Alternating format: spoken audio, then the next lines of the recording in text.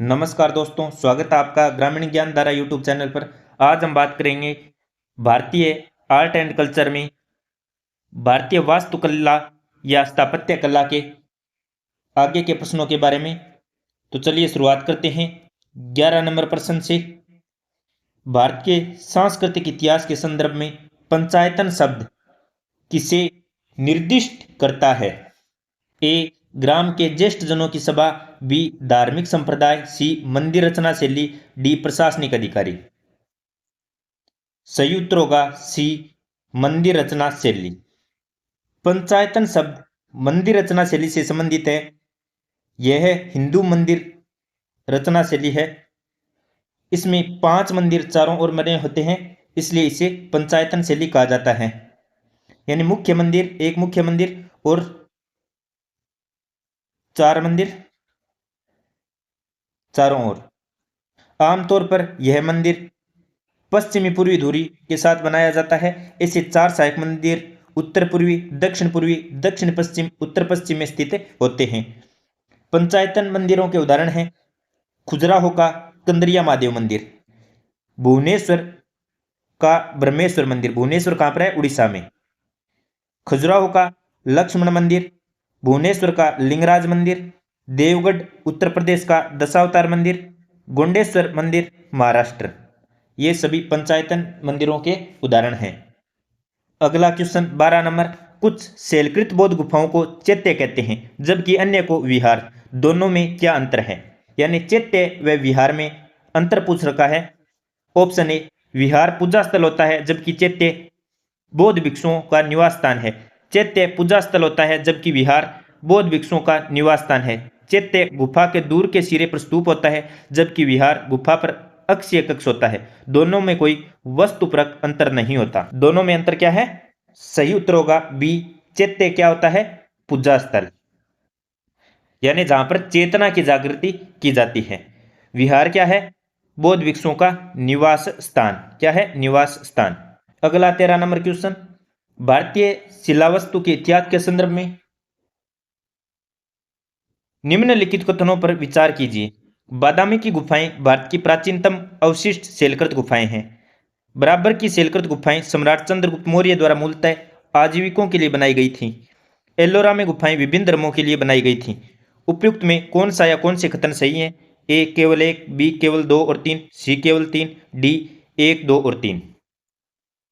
सही उत्तर क्या होगा? बादामी की गुफाएं भारत की प्राचीनतम अवशिष्ट शैलकृत गुफाएं हैं क्या? नहीं। कौन सी हैं प्राचीनतम भारत की अवशिष्ट शैलकृत गुफाएं? भीमबेटका,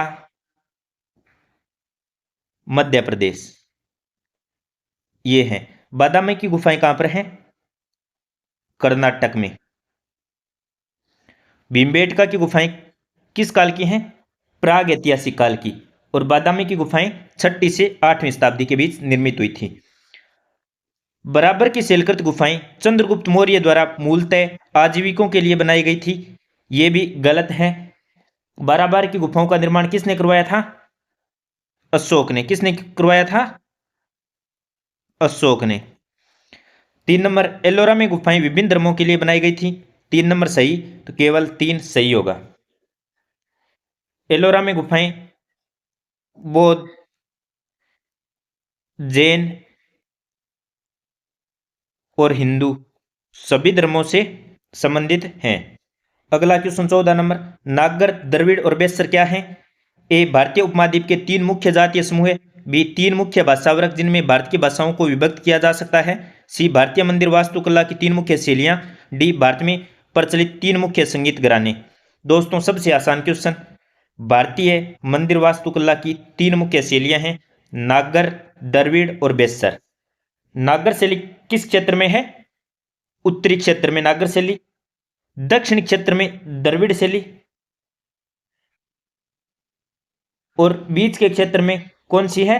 बेसर शैली, विंध्य व कृष्णा के बीच। तो हिमालय से लेकर विंध्य तक कौन सी है? नागर शैली। विंध्य से कृष्णा तक कौन सी है? बेसर शैली। और कृष्णा से दक्षिण की ओर कौन सी है? द्रविड़ शैली। अगला क्वेश्चन 15 नंबर, निम्नलिखित में से किस राजवंश ने कांची में कैलाशनाथ मंदिर का निर्माण करवाया?